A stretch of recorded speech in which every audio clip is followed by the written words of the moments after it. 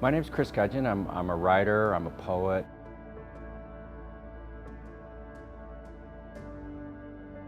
I'm also executive director of It Gets Better Canada.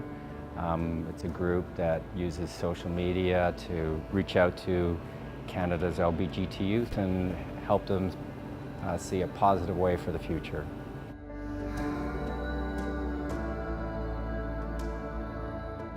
Growing up, I grew up in like a very chaotic household. We moved around a lot. My dad was a pretty abusive guy. So it was a lot of never really feeling I knew where I belonged, what my place was, how I was grounded. And along with that, I was also ADHD, but it wasn't diagnosed until I was an adult. So I felt at school, I was always missing something, and teachers were always going, I wasn't trying. So I really didn't feel that I had a place. I never felt like I belonged anywhere.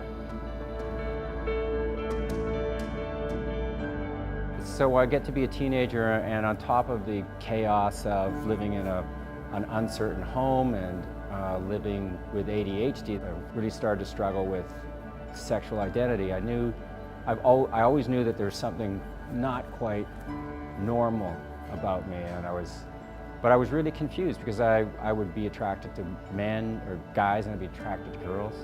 And I didn't understand what was going on, and then one night I remember lying in bed and realizing I must be bisexual. And it really wasn't something that people talked about then, but it was a revelation for me because I finally had a word that helped me understand who I was, and it made it a little easier, but it was still a struggle because when you grow up in an abusive environment, you live a lot of lies because there's a lot of secrets you keep in the house. So on top of those secrets, I was now keeping secrets about who I was. I lived in a world of secrets, and it was really hard. I think keeping everything inside led to me feeling very depressed at times. I would say there was a stretch for about 2 or 3 years when a day didn't go by when I didn't think about killing myself.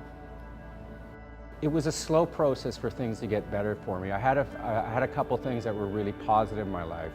One was I loved reading, I loved writing. I knew I wanted to be a writer. By that point, I knew that's what I wanted to do with my life. So I'd spend like hours reading books, reading poems, reading great authors, and it did mean a lot of alone time, but the fact that I could express myself and write my feelings and also get some positive feedback, even though I was very shy about showing people, the positive feedback was really helpful. Another thing that was really positive in my life is at one point I was legally compelled to do community service, and I wound up being assigned to work in a classroom with developmentally delayed kids, and I was really afraid. I remember going to that classroom. I had no idea what it would be like.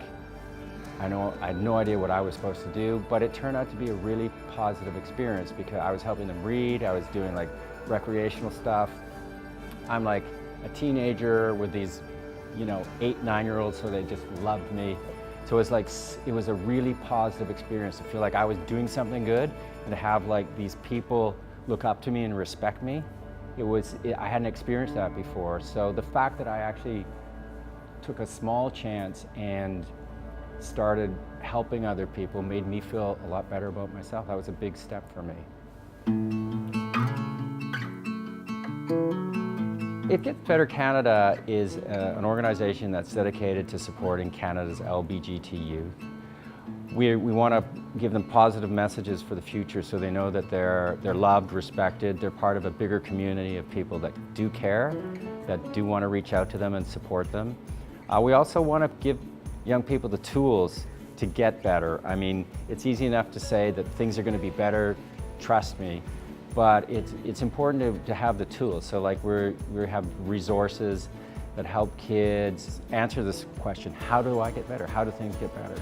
So that's our focus, is really to build a positive environment for young people and to give them the tools so they can achieve the things they want to achieve in their lives and know that it does get better.